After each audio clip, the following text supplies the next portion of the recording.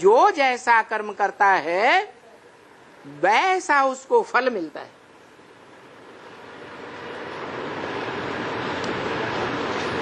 तो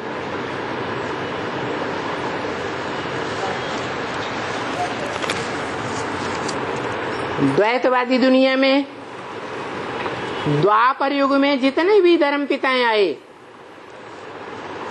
और उनके धर्मों में जो भी राज्य चले और अभी भी जो राज्य चल रहे हैं, उन राज्यों में कर्म को प्रधानता दी जाती है या भावना को प्रधानता दी जाती है? कर्म को प्रधानता दी जाती है। भारत में ही देख लो, आज के जो राज्य सत्ताधीश हैं उनकी मान्यता है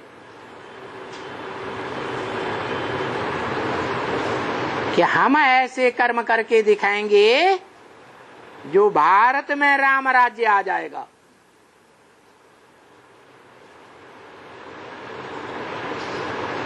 गांधी जी ने भी क्या किया है? उन्होंने भी ऐसे ही समझा कि हम ऐसे कर्म करेंगे तो भारत में राम राज्य आ जाएगा। क्या सिर्फ कर्म करने से राम राज्य आ गया?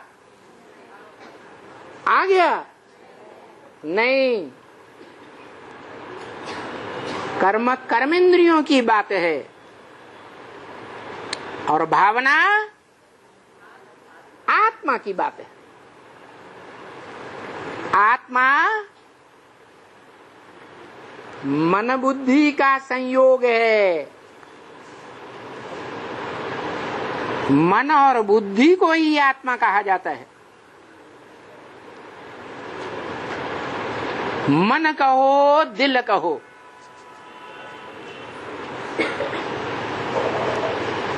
भावना दिल से आती है ना। और जो 10 इंद्रियां हैं, कर्म इंद्रियां और ज्ञान इंद्रियां, उन 10 इंद्रियों को कंट्रोल करने वाला कौन है? मन,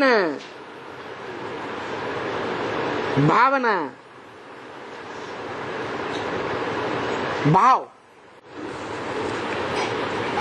और मन को कंट्रोल करने वाला कौन है? बुद्धि।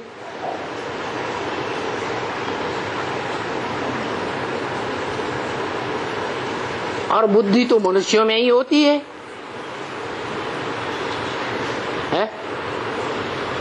बुद्धि प्रधान मनुष्य है, मन प्रधान मनुष्य है या कोई और प्राणी भी है जो मन बुद्धि प्रधान हो? मनुष्य है। कहते भी है मननात् मनुष्य है। मनन चिंतन मंथन करने वाला है मनुष्य, और मन का उपयोग नहीं करता है तो मनुष्य नहीं, वो जानवर।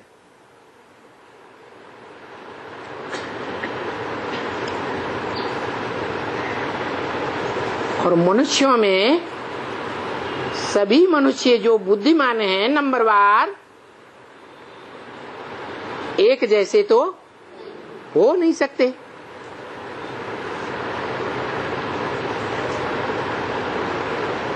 क्यों नहीं हो सकते? है? कोई होना चाहिए कि हम मेहनत करके मनुष्यों के बीच में अव्वल नंबर बुद्धिमान बनेंगे, तो बन सकता है या नहीं बन सकता है? बन सकता है। हमें भी रास्ता बता दो, हम भी बन जाए। कैसे बन सकता है? अरे जो कहते हैं बन सकता है, उन्हें रास्ते का भी तो पता होगा ना, तरीका मालूम होगा ना, कि मनुष्यों के बीच में प्रयत्न करके, पुरुषार्थ करके, मेहनत करके अव्वल नंबर का बुद्धिमान बन जाए। उसका क्या तरीका है? अरे पूरी तरह से ज्ञान ले ले, नष्टोमोहा होके पूरी तरह से ज्ञान ले ले। नष्टोमोहा होकर के पूरी तरह से ज्ञान ले ले, माने पहले नष्टोमोहा हो जाए, बाद में ज्ञान ले ले। है? पहले क्या करे? दोनों साथ साथ हों। अच्छा, और ब्रह्म वाक्य है कि तुम बच्चों की लास्ट परीक्षा है नष्टो मोहा स्मृति लब्धा। तो लास्ट परीक्षा में लास्ट में पास होने वाले कहे जाएंगे या पहले ही पास होने वाले कहे जाएंगे? तो साथ साथ हो सकता है? तो नहीं सकता, लेकिन प्रैक्टिस करनी है? वो तो नहीं सकता, लेकिन प्रैक्टिस करनी है। कौन कराएगा प्रैक्टिस? भगवान कराएगा। तो यही कहना कि बुद्धि माने अकल, मत, जिसे कहते हैं श्रेष्ठ ते श्रेष्ठ की मत, अकल, बुद्धि। तो श्रेष्ठ ते श्रेष्ठ पार्ट बजाने वाली आत्मा इस दुनिया में कौन है?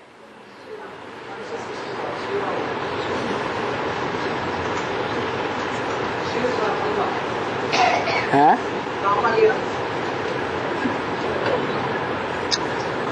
यही हाल है, यही रोना है शिव बाप का। कोई मम्मा के मुरीद, कोई बाबा के मुरीद, कोई मनुष्य सृष्टि के बाप के मुरीद, कोई मनुष्य सृष्टि की माता के मुरीद।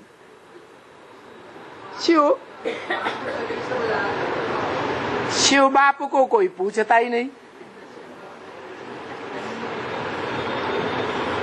बेचारे जो धर्म पिताएं हैं, दूसरे दूसरे धर्म के, दूसरे दूसरे देशों के, वो निराकार को मानते तो हैं, लेकिन बेचारे जानते नहीं और जानने की कोशिश भी नहीं करते। तो उनका मानना न मानना बेकार। तो वास्तविकता यही है जो गीता में बताई दिया। इंद्रियाणि परान्याहो, इंद्रियां बड़ी प्रबल हैं, इंद्रियेभ्यः परम मनः, इंद्रियों से प्रबल मन है। मनसस्तु परा बुद्धि, मन से प्रबल बुद्धि है मनुष्यों की, और मनुष्य नंबर बार है। तो जो नंबर बार मनुष्य हैं, कलयुग के अंत में वो मनुष्य आत्माएं कैसी बन जाती हैं? हा? बुद्धि से है, पत्थर बुद्धि बन जाती है। अरे मनुष्य सृष्टि का बाप ही ब्रह्म वाक्य क्या बन जाता है? पत्थर बुद्धि बन जाता है। पतितम कामी कांटा बन जाता है। उस पत्थर बुद्धि पतितम कामी कांटे में शिव बाप प्रवेश करते हैं।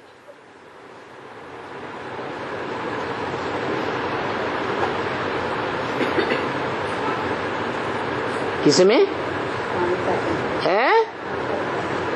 पत्थर बुद्धि में। बुद्धि तो है, लेकिन कैसी बुद्धि? पत्थर आई हुई बुद्धि। पत्थर भी अनेक प्रकार के होते हैं, है? कोई सफेद पत्थर, कोई ग्रे रंग के पत्थर, कोई लाल पत्थर, कोई पीले पत्थर होते हैं या नहीं? तो इन सभी प्रकार के पत्थरों में बहुत कड़े से कड़ा पत्थर कोई होता होगा, ग्रेनाइट। और उस ग्रेनाइट पत्थर का कोई बड़ा पहाड़ भी होता होगा, है? अरे पत्थर तो सब पहाड़ों से ही काट के निकाले जाते हैं ना। तो जो बड़े ते बड़ा पहाड़ है, गहरे ते गहरा पहाड़ है, वो दुनिया में एक ही है।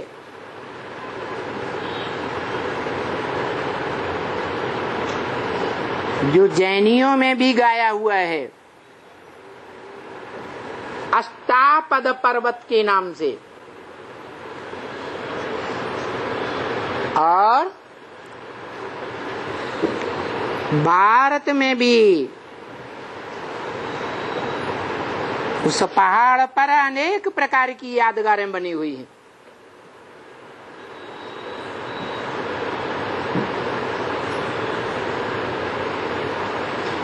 मुख्य यादगार है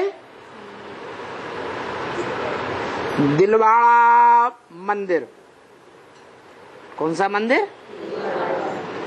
दिलवाला मंदिर। दिल माने मन। कैसा मंदिर? किसका मंदिर? दिल वाले का मंदिर। दिल माने मन। और मन तो बहुत चंचल भी होता है। मनुष्यों का मन तो चंचल ही होता है।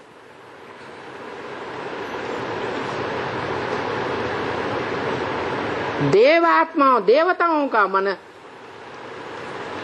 अचल होता है।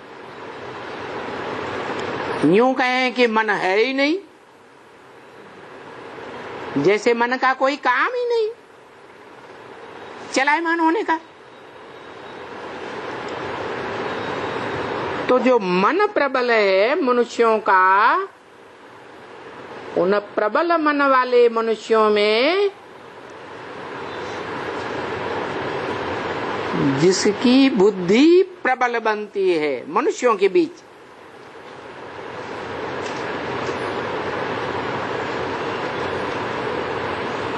उस बुद्धि को कहते हैं मति। अरे तुम्हारी मति मारी गई है। मति माने बुद्धि। तो वो मनुष्यों के बीच में पत्थर बुद्धि कहा जाने वाला, या पत्थर बुद्धि कलयुग के अंत में बनने वाला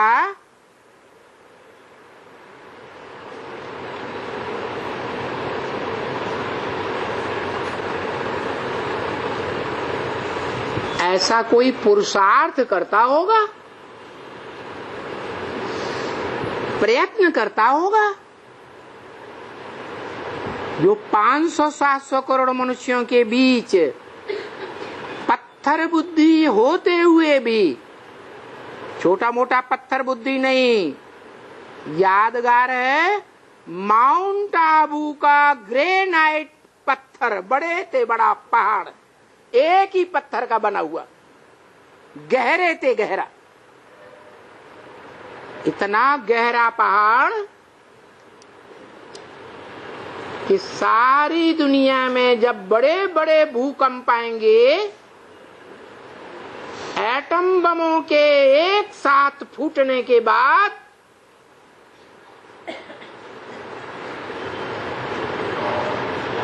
तो अंतिम भूकंप के आने पर वो पहाड़ भले लोप हो जाए, कोई जरूरी भी नहीं है कि लोप ही हो जाए।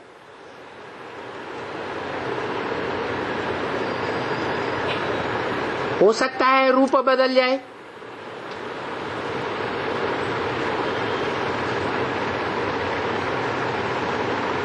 तो सारी दुनिया डोलेगी।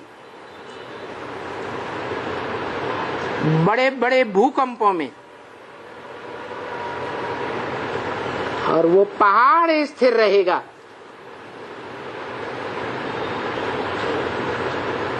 जहां ब्रह्म वाक्य में बताया मुरली में कि दुनिया में विनाश होता रहेगा और तुम बच्चे बैठे बैठे देखते रहेंगे कहां कहां कैसे कैसे भयंकर विनाश हो रहा है।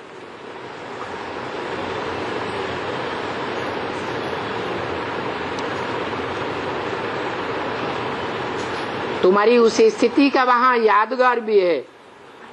क्या? अचलगढ़ है।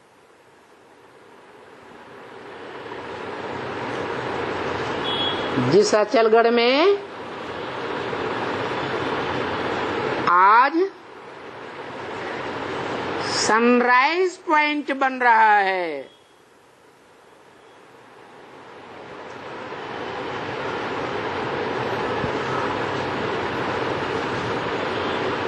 नहीं तो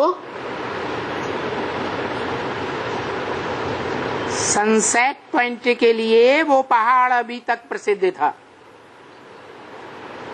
काय के लिए प्रसिद्ध था? Sunset point.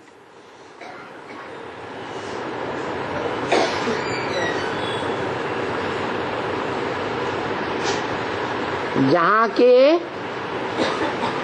ऊंचे से ऊंची चोटी का नाम क्या है? गुरु शिखर है।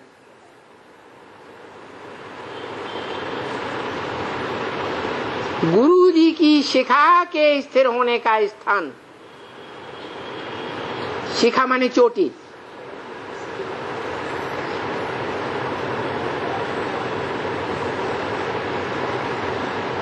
जो ब्रह्म वाक्य मुरली में बोला है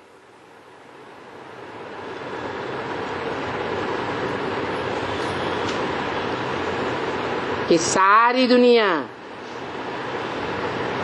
और तुम बच्चे भी जब विकारों की दलदल में पूरे ही डूब जाते हो, फिर चोटी पकड़ करके मैं खींचता हूं, चोटी रह जाती है।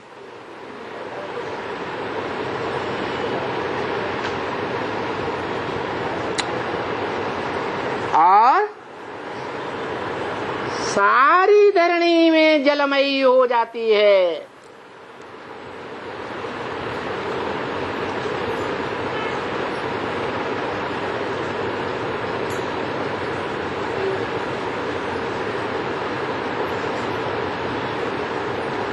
उस चोटी को नाम दिया है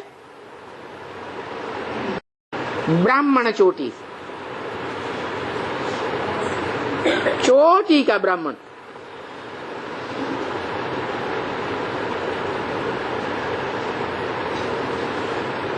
अव्वल नंबर ब्राह्मण। बोला जो पहला नंबर ब्राह्मण बनता है वो पहला नंबर देवता महादेव कहा जाता है। वो पहला नंबर क्षत्रिय, वो ही पहला नंबर वैश्य, वो ही फिर कलयुग में पहला नंबर शूद्र बनता है।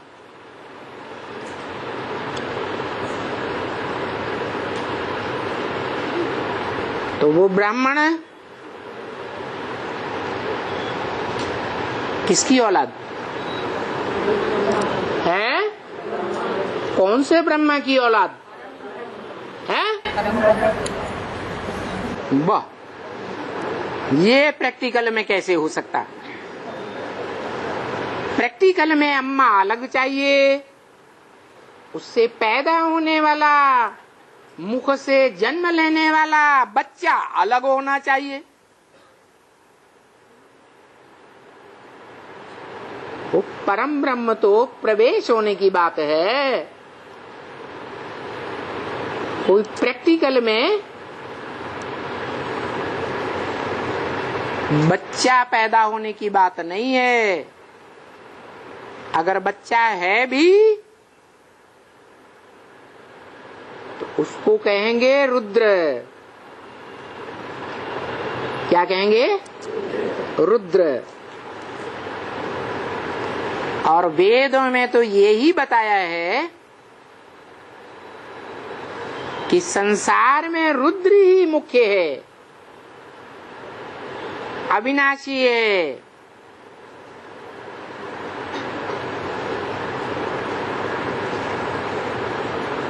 उसको पुरुष रूप में दिखाया है, स्त्री रूप में नहीं दिखाया।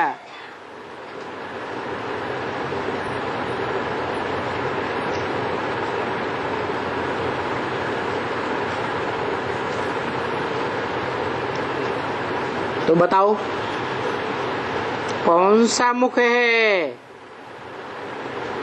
जिस मुख से सुन करके ब्राह्मण बना?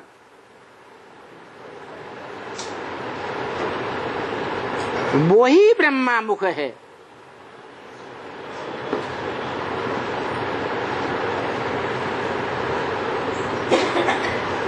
परंतु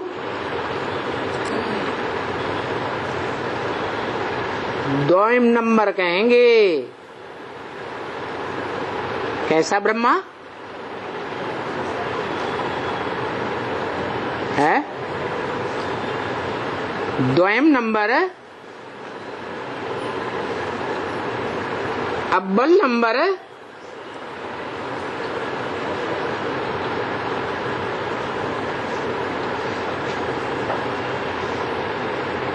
तीसरा नंबर है या चौथा नंबर?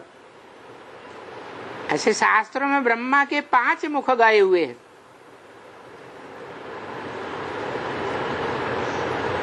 अव्वल नंबर परम ब्रह्म, जिस अव्वल नंबर से अल्लाह अव्वल दीन की स्थापना करते हैं। अव्वल दीन अर्थात अव्वल नंबर धर्म।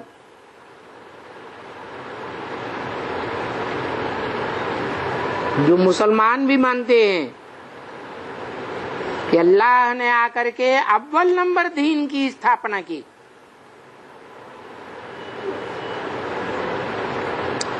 और धर्म पिताएं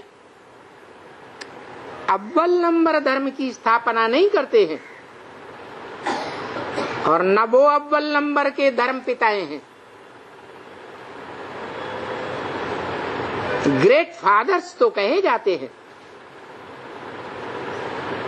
महान धर्म पिताएं तो हैं, लेकिन उनमें से कोई को भी ग्रेट ग्रेट ग्रैंडफादर नहीं कहेंगे।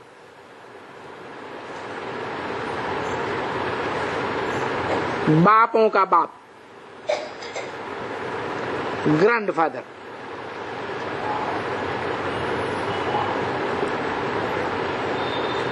शिव निराकार वो तो सिर्फ आत्माओं का बाप है,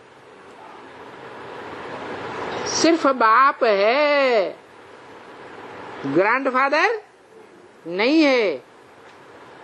उसका सिर्फ एक संबंध है आत्मा रूपी बच्चों के साथ। क्या? वो बाप है और बिंदु बिंदु आत्माएं सब बच्चे हैं, बच्चियां भी नहीं। फिर जब मुकर्रर रथ में प्रवेश करते हैं तो अनेक प्रकार के संबंध बनते हैं। उनमें से ग्रैंडफादर भी है, जो सभी धर्म पिताओं का बाप है, क्योंकि सभी धर्म पिताएं आकर के अपनी अपनी अधूरी धारणाएं रूपी धर्म की स्थापना करते हैं, राज्य की स्थापना नहीं करते।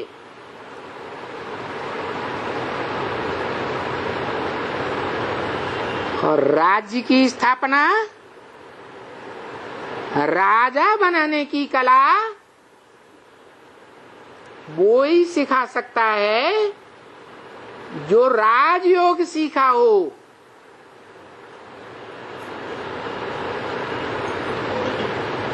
राजयोग सीखने वाला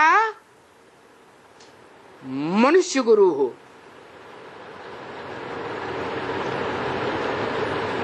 राजयोगी मनुष्य गुरु ही मनुष्य रूप में जन्म लेने वाले धर्म पिताओं को राजा बनाने की कला बता सकता है, राजा बना सकता है, उनका राज्य भी स्थापन कर सकता है।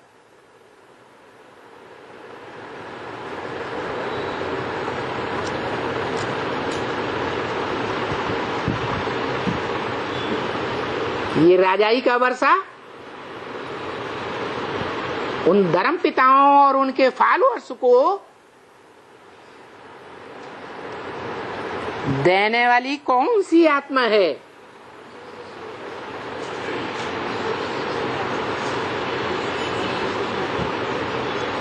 बताओ। है? हाँ, क्योंकि शिव बाप आत्मा रूपी बच्चों का बाप है। आत्मा आत्मा भाई भाइयों के बीच जो बड़ा भाई है, उस बड़े भाई को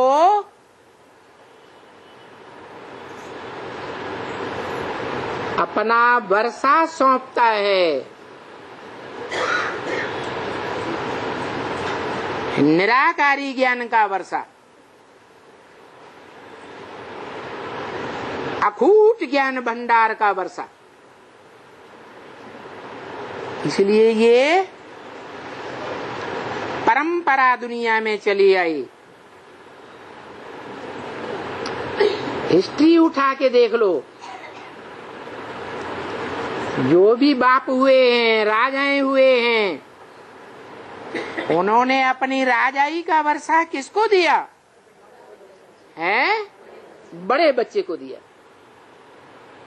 ये परंपरा कहाँ से चली है? संगम युग से चली। और ये परंपरा की शुरुआत किसने की है? शिव बाप निराकार सो साकार ने की। क्या वो निराकार तो है, लेकिन कहता है कि मैं तुम बच्चों को नंबरवार आप समान निराकारी, निर्विकारी, निरहंकारी बनाकर जाऊंगा। तो जो अव्वल नंबर निराकारी बनता है, सूक्ष्म बुद्धि बनता है,